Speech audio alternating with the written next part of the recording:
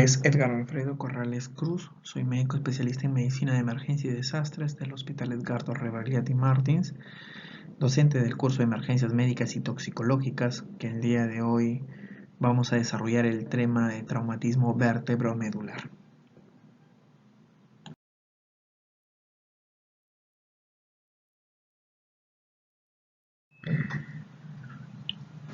El traumatismo vértebro-medular, o TBM, como dice sus siglas, es la injuria a la médula espinal que resulta en un cambio, ya sea permanente, parcial, temporal, en la función normal, ya sea esta sensitiva, ya sea motora, o de la expresión autonómica que conlleva la médula espinal.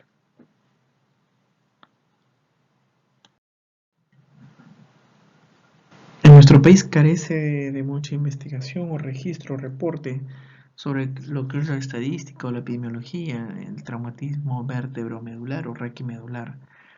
Obtenemos cifras de otros países como Canadá, Estados Unidos, Europa, las cuales vamos a comentar en un momento.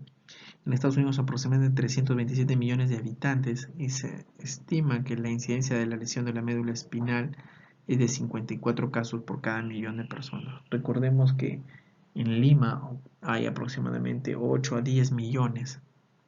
Es decir, si fuera la misma proporción, en Lima tendríamos 54 casos por millón y si tuviéramos 10 millones quiere decir que tuviésemos 540 casos al año de pacientes con traumatismo raquimedular en Lima.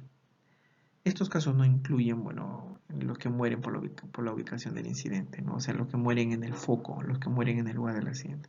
La prevalencia se estima que es en Estados Unidos 288.000 personas, ¿no?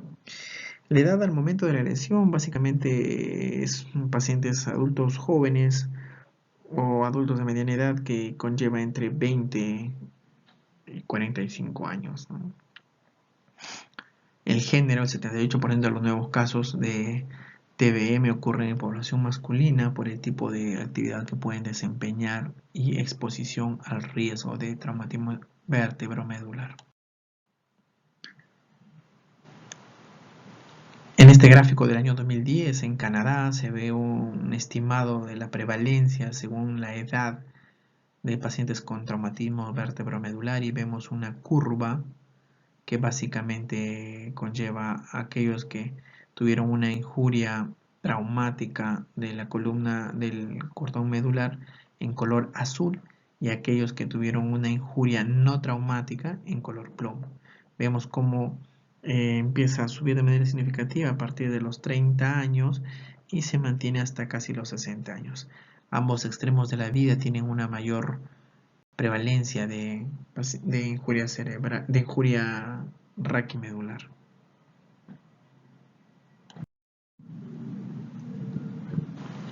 En el año 2015, o desde el año 2015, según el Centro Estadístico de Injuria Medular Espinal Nacional, reporta cuáles son las causas que nos llevan a este tipo de trauma, ¿no? Y principalmente tenemos los accidentes de automóvil, ¿no? Con un 38%, seguido de las caídas. Muy parecido a lo que veíamos en el traumatismo encefalocraniano. Las violencias le siguen con 13.8%, los deportes incluso, y los traumas médicos o quirúrgicos con un 4% aproximadamente.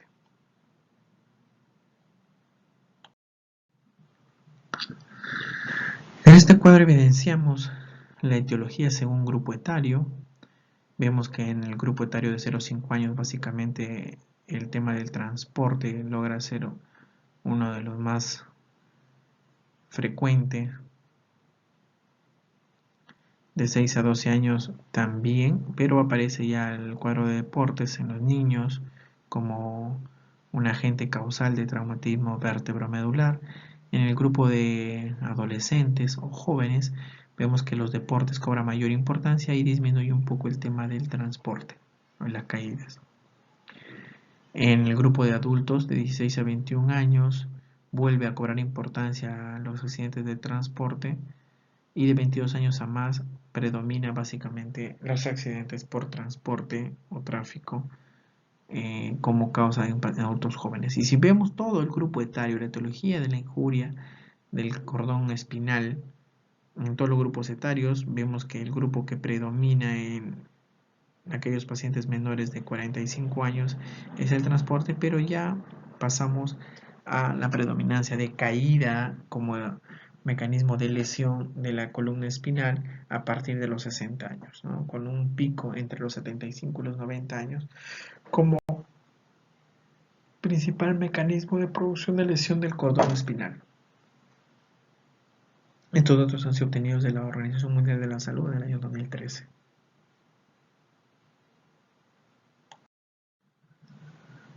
Para, para entender la fisiopatología de la expresión del traumatismo vértebro-medular hay que entender una serie de cambios que involucran a todos los segmentos de la médula espinal, ya sean los segmentos anatómicos, segmentos vasculares, distribución de las vías o de los cordones sensitivos, de los cordones motores, ya sea en la porción cervical, dorsal o lumbar.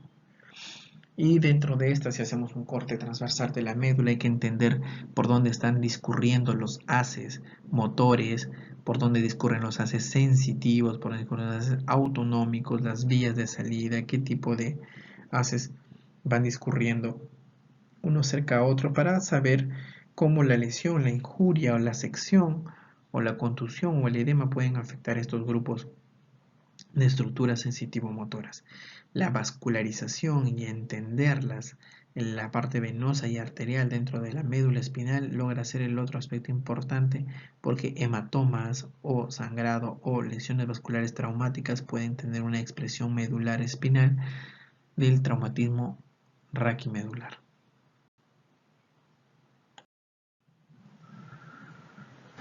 En lo que respecta a la fisiopatología y lo que tiene que ver cómo es la participación de los elementos formes de la sangre, básicamente tienen que ver los monocitos, los neutrófilos, los cuales van a ocasionar algún tipo de lesión endotelial y el rodamiento de moléculas como la selectina, las moléculas de adhesión a la pared del endotelio van a ocasionar forados, aumentando la permeabilidad, la hemorragia y la infiltración de glóbulos rojos al tejido medular.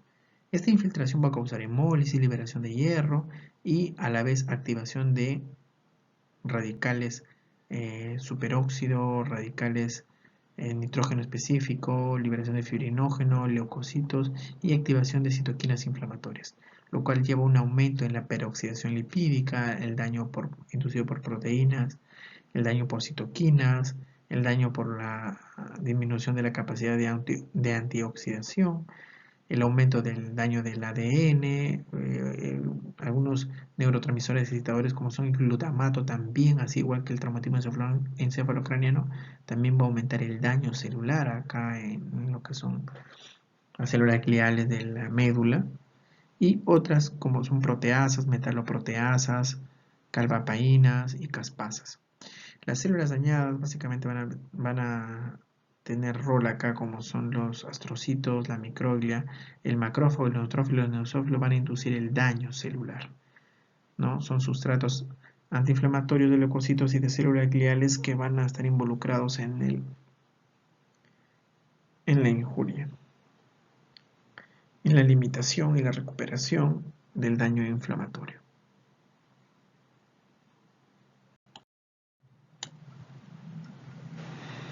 En lo que respecta a clasificación del TBM, vamos a tener 4 síndromes muy conocidos, como es el síndrome del cordón anterior, el síndrome del cordón posterior, el síndrome central y el síndrome de Brown-Séquard. El síndrome central de afectación medular central está producido por la afectación de las estructuras centrales o paracentrales medulares por lesiones intraxiales tanto de la hematomielia o el trauma, como son las lesiones inducidas por contusión o por aplastamiento o incluso por desaceleración. Cuando la lesión se sitúa a nivel cervical o de la unión cérvico-torácica, se manifiesta por una paresia flácida bilateral y atrofia en extremidades superiores. Además, se asocia también una alteración de la sensibilidad termoalgésica bilateral segmentaria, debido a la interrupción de las fibras sensitivas que se decusan desde el asta posterior y que forman el haz espinotalámico. Dentro de estas existen el síndrome del asta anterior, el asta combinada anterior y piramidal, pero que no conllevan mucha importancia en la narración de lo que es el traumatismo vértebro-medular. Cuando hablamos de el síndrome de disección medular o el síndrome de Bronze-Quar, la presentación completa del síndrome es muy, pero muy rara. Habitualmente suele manifestarse como formas incompletas. Es más frecuente en las lesiones agudas traumáticas. La afectación aguda de la vía piramidal del lado de la lesión suele manifestarse como una paresia ipsilateral debajo del nivel de la lesión. Inicialmente flácida debido al shock medular y posteriormente espástica con hiperreflexia, signo de Babinski y alteraciones vasomotoras. Acompaña siempre de una pérdida de la sensibilidad propioceptiva y vibratoria del mismo lado y por debajo de la lesión o del nivel de lesión debido a la afectación del cordón posterior, así como una afectación de la sensibilidad termoalgésica contralateral. Debido a que el nivel de la lesión puede existir afectación del asta anterior y posterior, puede existir una paresia flácida ipsilateral y una zona de anestesia respectivamente en el nivel de la lesión.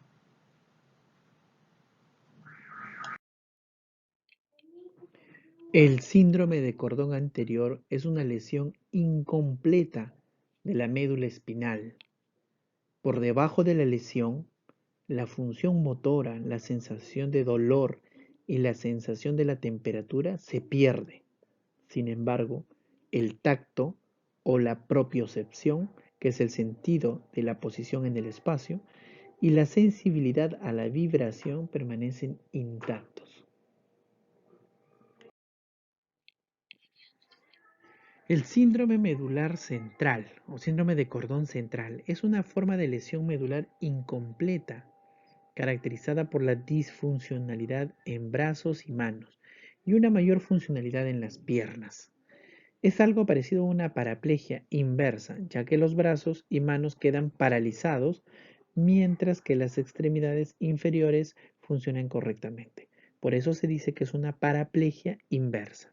Habitualmente el daño se produce en el segmento cervical o en partes altas de la región torácica de la médula espinal, ya sea por un traumatismo de desaceleración o de caída, o de un traumatismo con objeto contundente en la región del cuello o de la parte superior o cefálica del segmento torácico.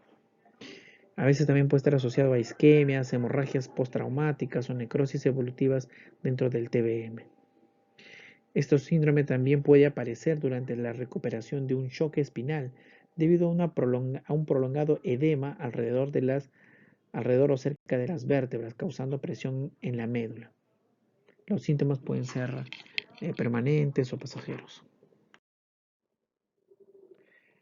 El síndrome de cordón posterior es una lesión que afecta a la sensibilidad del tacto fino y a la propiocepción ipsilateral, también llamada disociación tavética. Fue descrita porque en la enfermedad de la sífilis esto era muy frecuente y también se veía en el déficit de vitamina B12, que afectaba las vías largas de la conducción. La afectación del cordón posterior condiciona en un paciente un tipo de marcha llamada marcha tavética o taconeante, porque el paciente carece de la sensibilidad propioceptiva, es decir, desconoce la posición de sus articulaciones, anda adelantando los talones y buscando referencias visuales para no caerse. Tiene el signo de Romber positivo, refiere un dolor lancinante en los miembros inferiores cuando se da este tipo de traumatismo vertebromedular. El no menos conocido síndrome de Bronze-Quar o hemisección medular es un cuadro raro. Generalmente, si es seguido de un TBM, o sea, antecedido de un traumatismo vertebromedular, es más raro aún. Afecta a la función motora de un lado de la médula espinal, produciendo parálisis de un lado y anestesia del otro lado.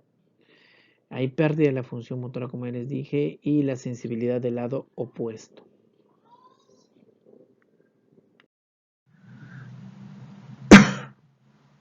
Así como en el traumatismo encefalocraniano, en el traumatismo raquimedular, también existe una injuria primaria y una injuria secundaria. La injuria primaria es básicamente inducida por la fuerza mecánica, en la cual tenemos fuerzas de compresión, la disrupción vascular, dificultad respiratoria, shock neurogénico, inflamación, compromiso de membrana y alteraciones en los niveles de neurotransmisores. Y la injuria secundaria básicamente que tiene que ver con lo que es la isquemia, la inflamación y la excitotoxicidad. En la injuria por isquemia tenemos la activación de la cascada isquémica, tenemos un exceso de producción e ingreso del calcio a nivel intracelular, lo cual conlleva apoptosis. Lo que son la inflamación, los astrocitos conllevan a una producción de una astrogliosis, lo cual lleva a daño celular, liberación de citoquinas, infiltración de linfocitos de la lesión y la activación de monocitos y fagocitos, lo cual conlleva un mayor daño tisular. En la excitotoxicidad tiene que ver el calcio, lo cual conlleva a una producción de radicales superóxido y estrés oxidativo. Niveles excesivos de glutamato, aminoácido excitatorio que conlleva a agresión del tejido medular básicamente.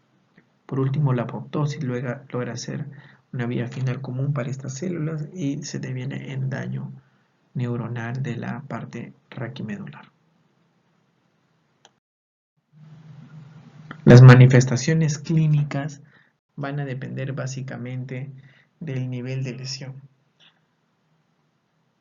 El dolor puede estar presente de manera muy intensa o en algunos de manera muy disminuida según el umbral de dolor de cada paciente y según el tipo de lesión que pueda presentar, ya sea a nivel de la región cervical, dorsal o lumbar. El déficit motor y sensitivo va a tener que corresponder según el área afectada y no hay un patrón. Todo va a estar devenido, ser consecuencia del tipo de lesión y del nivel de lesión que sea presentado en este tipo de traumatismo.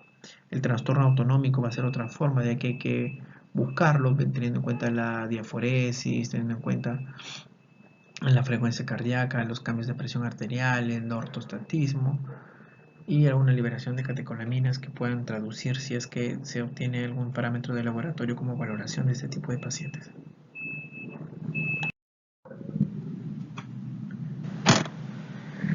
Los exámenes auxiliares en pacientes con traumatismo raquimedular o TBM básicamente involucran hacer un examen de gasometría arterial por el tipo de valoración de la ventilación. Recuerden que una de las formas de complicación de estos pacientes en la primera prioridad de atención es el fracaso ventilatorio, la hipoventilación y la conllevación a una insuficiencia respiratoria tipo 2. Entonces debemos ver si este paciente tiene una presión parcial de CO2 muy baja o muy alta según su frecuencia respiratoria. De igual manera acá valoramos el pH y el bicarbonato para poder hacer una evolución marcada de ese tipo de cuadros. La radiografía de columna cervical, si el paciente lo permite en estado de conciencia, constituye una de las exámenes de ayuda diagnóstica que nos van a aproximar a ver si es que hay daño de los ejes, básicamente en la proyección lateral. La tomografía espiral multicorte o la tomografía de sal computarizada nos da una mayor información y nos aproxima a las lesiones que puede haber en un 60-70% de los casos, siendo la resonancia magnética nuclear el examen de elección siempre y cuando se pueda disponer. El inconveniente es que en nuestros centros de emergencia de los hospitales no tenemos un resonador las 24 horas y los 7 días de la semana como para poder estimar la lesión. Recordar que lesiones pequeñas o que necesiten un acto quirúrgico descompresivo se pueden obtener con una tomografía y la resonancia nos puede ayudar a valorar lesiones en pacientes no extremadamente agudos, no extremadamente severamente comprometidos y la resonancia puede ser diferida en las primeras 24 o 48 horas.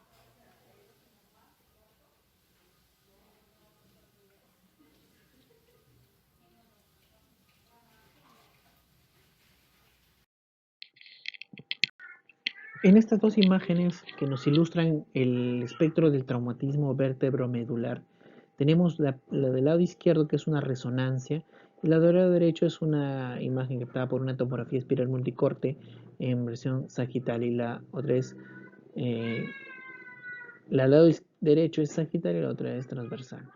Vemos cómo se ve la compresión del canal medular en la resonancia, y en el lado sagital vemos, del lado derecho, vemos cómo se da la retrolistesis a nivel C6, C7 como parte de la expresión del traumatismo vértebro-medular.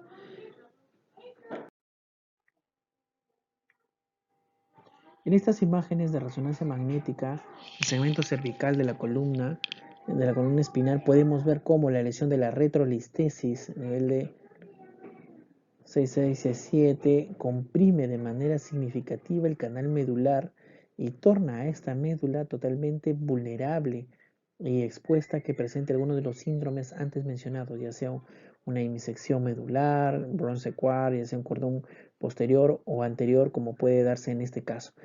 Ocasiona edema en todas las fibras, puede haber isquemia, zonas de contusión hemorrágica medular, aparte de en sí ya de la que puede haber un aplastamiento vertebral en este lado y otras cosas. Pero lo que más nos importa es la estenosis del canal medular, y que nos obliga a, bueno, en las primeras horas podemos usar corticoides en dosis altas como metiprenisolona, con sus resultados controversiales aún, y también en poner al paciente, si es tributario de cirugía de descompresión del canal medular, ¿no? Para evitar que el daño sea permanente.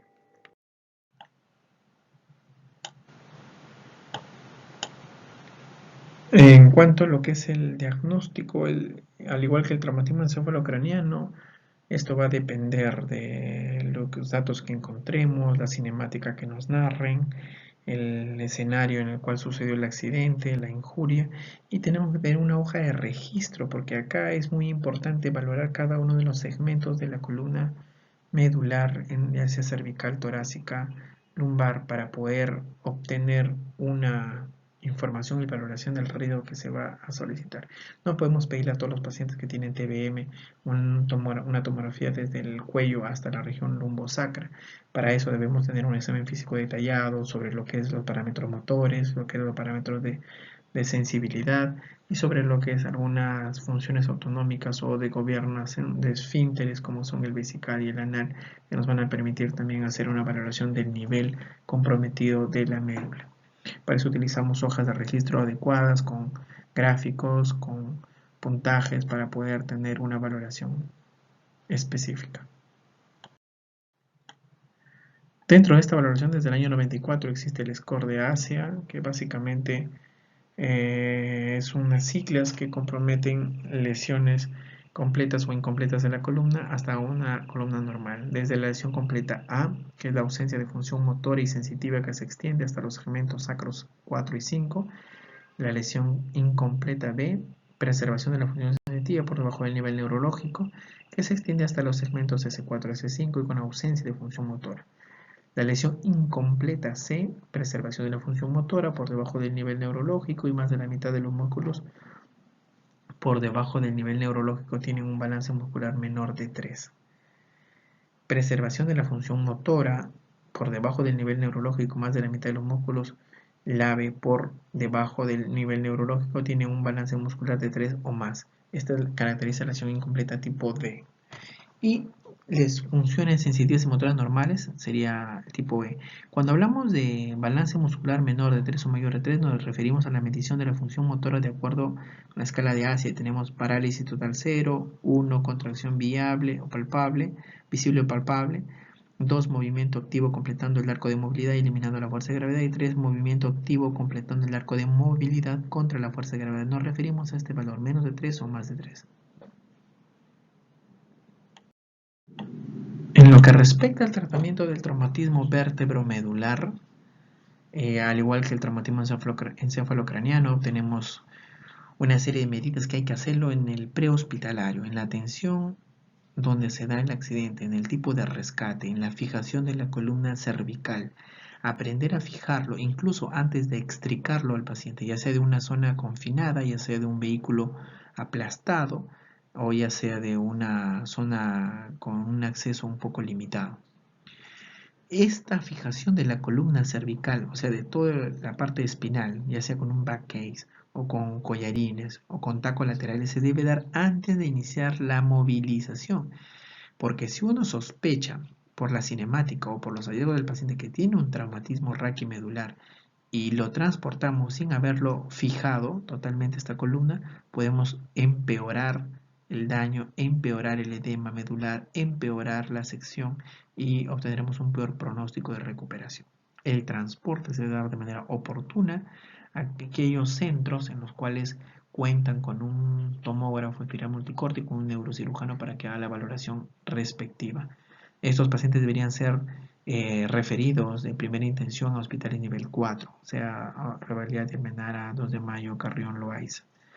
El triaje en este centro hospitalario nos va a ser de gran importancia para catalogar la prioridad de atención y hacer que este paciente se encuentre en un shock medular o choque espinal o tenga lesiones asociadas del trauma fuera de la columna raquimedular que conlleven a una atención inmediata. Si no es así, se valorarán las prioridades 2 o 3 con la involucrada a la participación del neurocirujano de guardia. El manejo hospitalario va a radicar básicamente como todos los medios de los pacientes graves, o ver la vía aérea, ver la parte de ventilación mecánica, o valorar el CO2 para ver el compromiso ventilatorio de los músculos intercostales y rescatar del shock. Estos pacientes van a ser un shock distributivo, es un shock medular, las lesiones asociadas hay que corregirlas y uno de los parámetros terapéuticos que siempre ha estado en controversia desde hace muchos años es el uso de corticosteroides en altas dosis. Desde el año 83 es que se viene dando los estudios en lo que es intervención con corticosteroides. Este tipo de corticosteroides en altas dosis ha logrado no tener ningún efecto benéfico, incluso en las primeras 8 horas. Son más los efectos colaterales, los cuales el paciente empieza a presentar y empeorar su evolución del cuadro. La medicina basada en evidencias no logra recomendar la metilprednisolona en infusión en 8 horas ni en 48 horas y los beneficios de sobrevivencia o disminución de la mortalidad no han mejorado. El tratamiento quirúrgico va a depender de las lesiones que se puedan objetivar en la tomografía espiral multicorte o en la resonancia magnética nuclear para poder entrar a cirugías descompresivas o en cirugías de evacuación de hematomas. Aún así, la recuperación de la función motora o función sensitiva no está garantizada y va a depender del momento. Mientras más temprana sea la cirugía, es mucho mejor.